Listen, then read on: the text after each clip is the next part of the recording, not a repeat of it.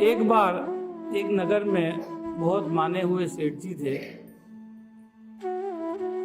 उनका बिजनेस बहुत लंबा चौड़ा बहुत बड़ा हुआ था। उनके पास रुपये पैसे की कोई कमी नहीं थी, अकात धन संपदा थी।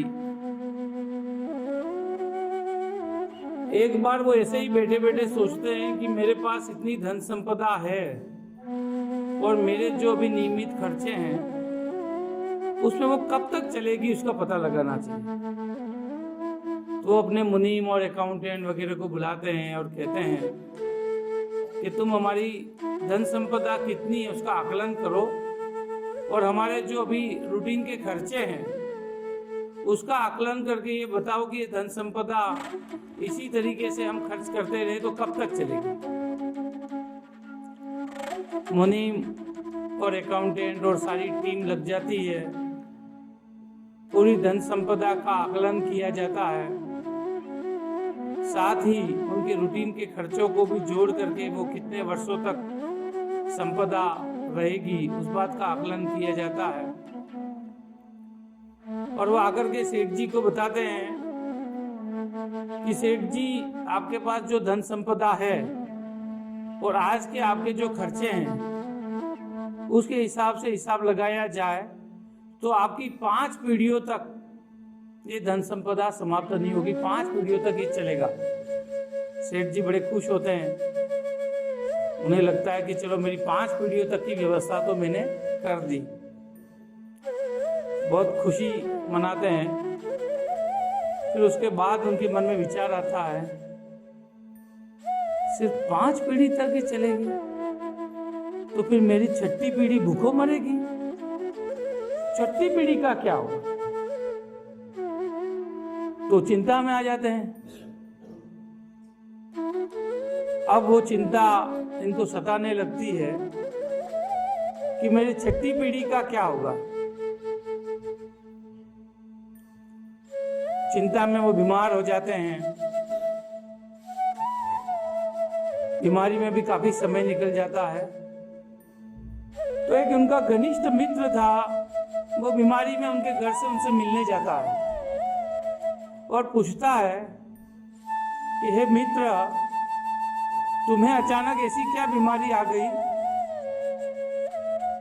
कि तुमने बिस्तर पकड़ लिया है, मुझे भी तो बताओ।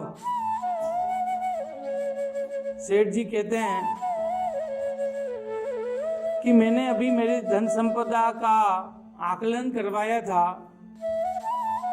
उससे मुझे पता चला कि मेरी जो धन संपदा है वो सिर्फ 5 पीढ़ियों तक ही चलेगी। तो मुझे ये चिंता खाए जा रही है कि मेरी 6ठी पीढ़ी का क्या होगा। मित्र उनकी अवस्था को समझता है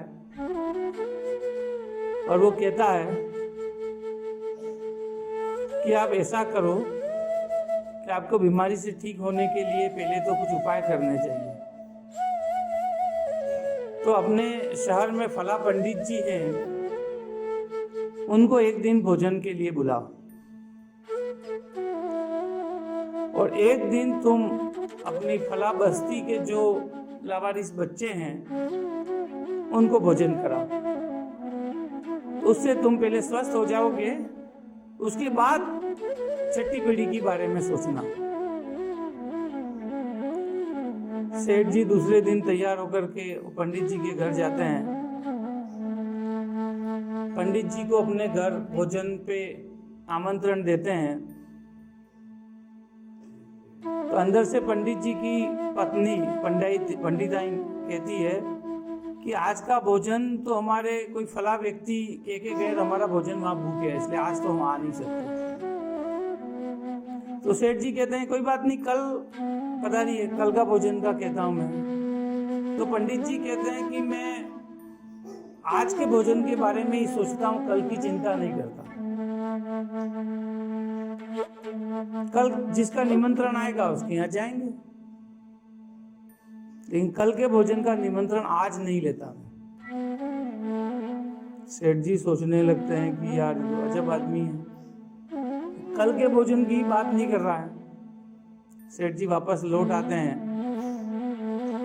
फिर अपने घर पे भोजन बनवा करके, बहुत सारे पकवान बना करके वो उस बस्ती में जाते हैं जहाँ उस तरीके के निराश्रित या गरीब बच्चे थे। उन बच्चों में वो भोजन बांटते हैं। बच्चे वो भोजन लेकर के खूब नाचते खाते और बिखेर देते हैं, वेस्टेज भी जाता है और चले जाते हैं। उन बच्चों को कल के भोजन की कोई चिंता नहीं है, आज जो मिला उसका भरपूर आनंद उठाते हैं। तो सेठ जी को समझ में आ जाता है कि उनके मित्र ने उन्हें क्या दिखाने भेजा है, कि वह पंडित कल के भोजन की चिंता नहीं कर रहा है, ये बच्चे कल के भोजन की चिंता नहीं कर रहे हैं और मैं छठी पीढ़ी के भोजन की व्यवस्था के बारे में सोच रहा हूं। तो वे उस दिन से छठी पीढ़ी के भोजन की व्यवस्था के बारे में सोचना बंद कर देते हैं, तो स्वस्थ हो जाते हैं। तो उससे हमें ये शिक्षा मिलती है कि ऐसी चिंता जिसका वर्तमान से कोई लेना देना नहीं है, वो समस्या हमारे सामने आई भी नहीं है और उसके बारे में हम चिंतित हैं, तो हमें ऐसी चिंता में नहीं पड़ना चाहिए।